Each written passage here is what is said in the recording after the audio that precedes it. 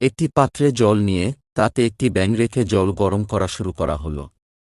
জলের তাপমাত্রা বৃদ্ধি পাওয়ার সাথে সাথে ব্যাঙটিও তার শরীরের তাপমাত্রা বৃদ্ধি করে সহনীয় পর্যায়ে নিতে শুরু করল। যদিও সে চাইলেই লাফ দিয়ে বেরিয়ে যেতে পারত, কিন্তু সে লাফ দেয় না। সে সহ্য করতে থাকে।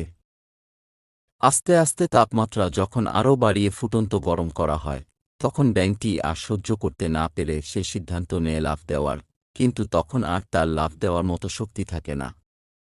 জল আরও গরম হতে থাকে, যার ফলে সে গরম জলে ফুটে একটা সময় মারা যায়। এখন যদি প্রশ্ন করা হয় ব্যাঙটি কিভাবে মারা গেছে, তাহলে অধিকাংশ মানুষই বলবেন গরম জলের কারণে মারা গেছে। কিন্তু না, সে গরম জলের জন্য মারা যায়নি। সে মারা গেছে লাফ দেওয়ার সিদ্ধান্ত দেরিতে নেওয়ার কারণে।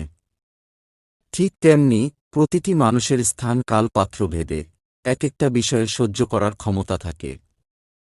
কিন্তু আমাদের প্রত্যেকের মনে রাখতে হবে, ক্ষমতা থাকা সত্ত্বেও আমাদের বুঝতে হবে কখন সরে যাওয়া উচিত, অর্থাৎ সঠিক সময়ের সিদ্ধান্ত সঠিক সময় নেওয়া উচিত।